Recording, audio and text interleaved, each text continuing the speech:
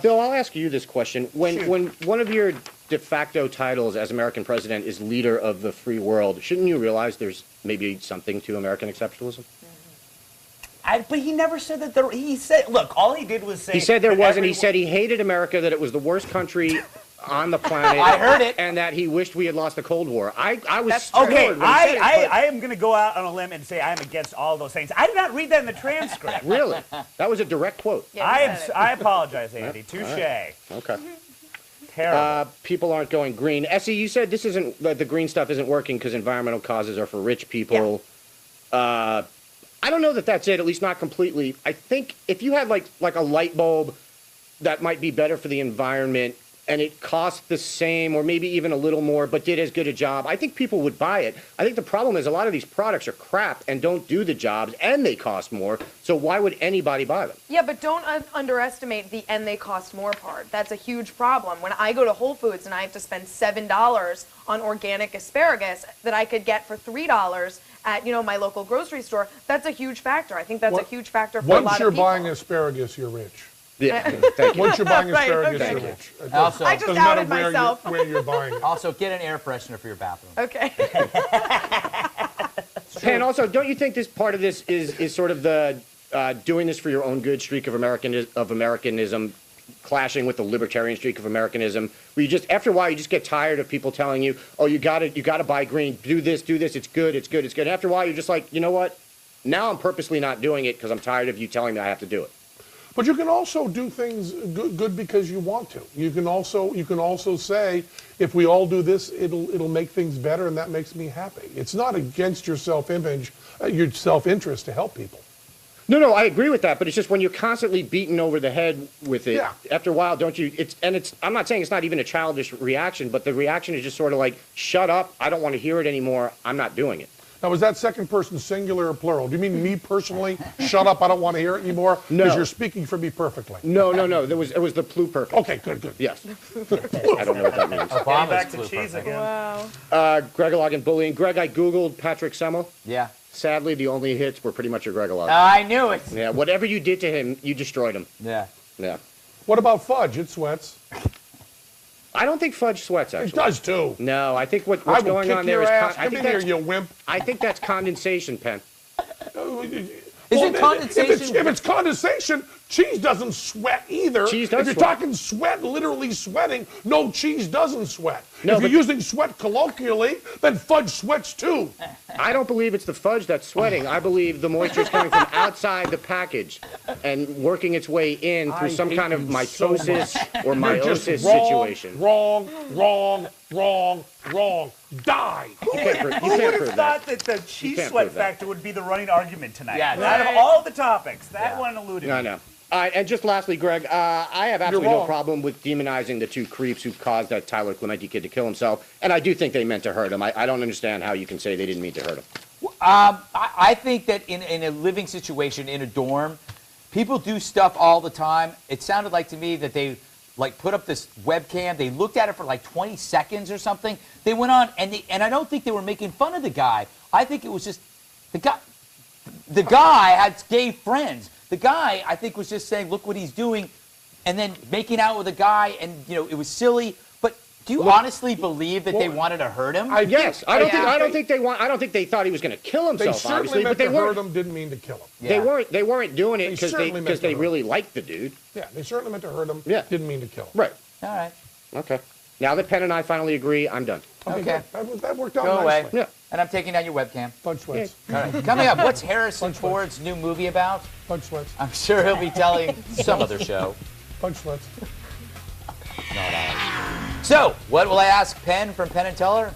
All I've got so far is what's up. I hope he has a 4-minute long answer. So Penn and Teller just celebrated 10 years at the Rio in Las Vegas. Woohoo! And if you haven't seen their act yet, then you're probably some pinko commie pig who should be beaten to death with a large spoon. But hey, there's good news. They've signed up for 3 more years, which means you can still catch their amazing act well before you die your lonely, meaningless death. So let's spend a few moments with one half of Penn and Teller, the talky tall half, Penn Jillette. So Penn, I was in the green room and I noticed you had like some money. I have money, yeah. Yeah, you had money and you were doing something to your money. What were you doing? I was counting it. No, I was crossing out the word God from the back of the bill. I believe I have. I'm not going to show how much money I have here, but here's a $100 American bill. And there we see that it has the word God crossed off. And the reason for that is that Congress shall make no law respecting the established religion or prohibiting the free exercise thereof, or abridging the freedom of speech or the press, the right of people to freely assemble and petition the government for a redress of their grievances. Where does it say in there, put God on the money? There you go. So I think that part of having freedom of religion is having freedom from religion. Could I Take a moment of my time? Yes. And I want to ask you a question, Essie. I have a friend, which is surprising enough, named Emery Emery, who was the director, was the editor of our movie, The Aristocrats. And he watches you on TV a lot. Okay. And he said to me that he believed, from watching you on Bill Maher and several other places, that there was a chance that you were a Colbert type character and you weren't really you weren't really an atheist, and you were setting up for some big book deal where you were going to turn around and say, I was an atheist, but now I'm a Christian. Right. And is there any chance of that? Yeah, Bill Maher said that as well. Did he really? The last book was called Losing Our Religion, and he's like, can I predict your next book is Finding My Religion? No chance. Because one of the things that you have trouble with is that most people assume that if you're an atheist, you're automatically as left-wing. Well, most as people assume that you're militant as well. Like you're crossing off the God thing. I don't get that. I don't get how the word God on paper money really impinges your religious freedom or freedom from religion. No, and I'm an atheist. It's the but government. Who cares? People do care because ideas matter very much. I agree. And belief systems matter very much. Right. And if you are to put a symbol of something I disagree with on something I pay for, I believe that is wrong in American culture. It's also very new. You know, we didn't have God and the Money before, what was it, the 50s, 54? I don't know the exact date. But God and the Money is very new. God and the Pledge of Allegiance is very new. And I think that the most important thing about America is individualism. And whenever you say, well, you know, we all kind of believe in God, and some of us don't, it's a bad thing. The fact that my son and daughter, who are 4 and 5 years old and do not have religion or raised without religion, have to see God on the money. I want everybody in their class to proselytize to them. I want everybody to talk from their heart about their beliefs. I want them to talk about their faith, but I don't want the government to respect an establishment of religion. And I think the people who wrote that were thinking really, really clearly, and to dismiss that seems wrong. Well, and as one who worships the dragon, why is that not in the Pledge of Allegiance? Why is God any better than two-horned Lord of the Firemouth, Greg? I don't know. Why can that not be in the Pledge of Allegiance? So I mean, obviously, if you had a real conversion, we would not be cynical and question that. But you don't have any grand scheme. Oh God, I'm not that smart. You just called to God. I gotta say, I'd be very impressed. And that was my argument. I said, Emery, she's not that smart. Well, I'm not that smart. And first of all, I mean, what's my argument? If my marketing scheme was to write a book defending Christianity and essentially market it to Christians, what a dumb business idea to pretend to be atheist. Except, you know, people love the people.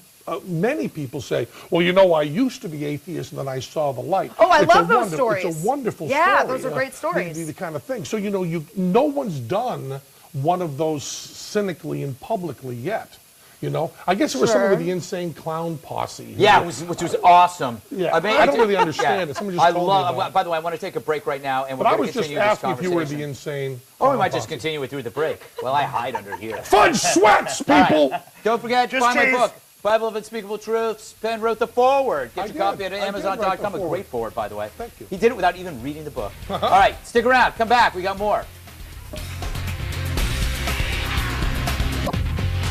So first, I want to ask one more. Let me make something very clear. The $100 bill I showed to the camera, I am going to leave here before I walk into the streets where there are buggers.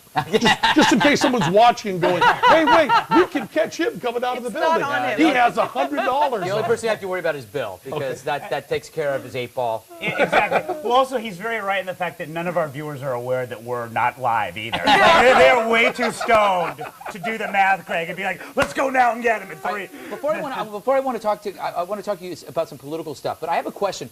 I always believe the fear of atheism is based not on a fear that there's no God, but there's a fear of no me. The idea that people cannot comprehend the idea of oblivion, of the fact that once they die, there's no more me. How do you, because you're one of the happiest people I know. That puts me into a funk, a mourning of myself. If my mom had lived, she would be 101 years old today. I loved my mom tremendously. We were very, very close. What you are proposing when you say that there is an omniscient, omnipresent, omnipotent power in the universe, you are saying that there was something, an intelligent force in the universe that decided my mom should be paralyzed the last 4 years of her life and suffer. I can take the fact that happened to her randomly. I can take the fact that the universe works that way.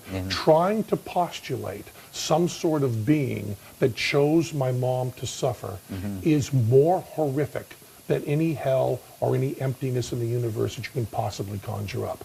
That's the emotional argument. The intellectual argument is when people ask me why I'm an atheist, I answer because there's no God.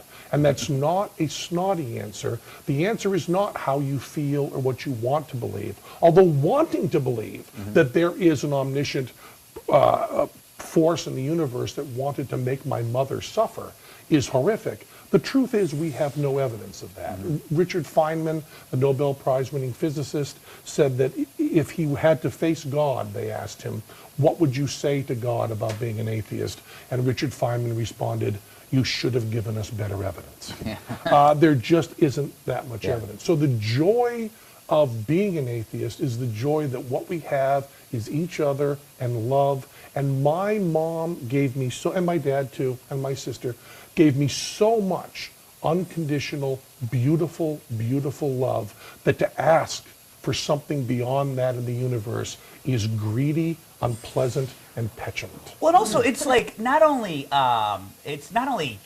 condescending, but it's also really convenient to do the old caveat, which is, well, the Lord works in mysterious ways. Like, yeah, really, that's not mysterious. That just sucks. That's a real cop-out.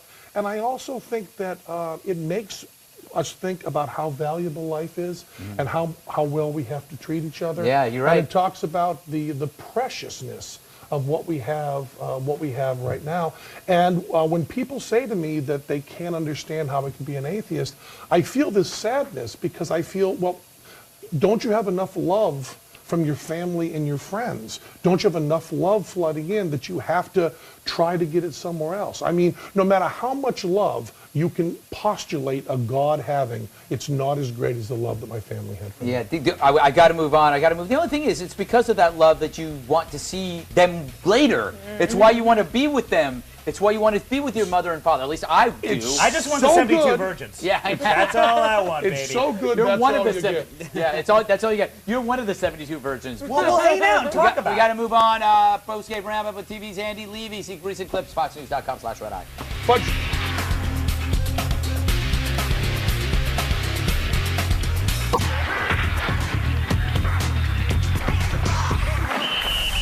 time to go back to Andy Levy for the postgame wrap-up. Thanks. By the way, as an agnostic, I'd just like to say that I was incredibly offended by those last couple of segments. Yeah. agnostic hey, Penn, answer an epistemological question, not a theological, but that's your job. Go ahead. Okay. Penn, what brings you to New York? I'm here for the opening of Teller's play. Teller wrote and directed a play called Play Dead, which is a scary, adult, frightening show, and it's playing at the Players Theater on McDougal Street, and I'll be at the opening Wednesday night along with anybody else who's cool and wants to be scared spitless. Wednesday night. Scared spitless. We done? Back to you, Greg. All right, Andy. See you later. SE Cup, always a pleasure. Bill Schultz, you're a disgusting human being. Penn Jillette, that was fun. Great times. I'm going Wednesday, damn it. Greg Gutfeld, I'll see you next time. I don't have a date. We'll go together. We can make out.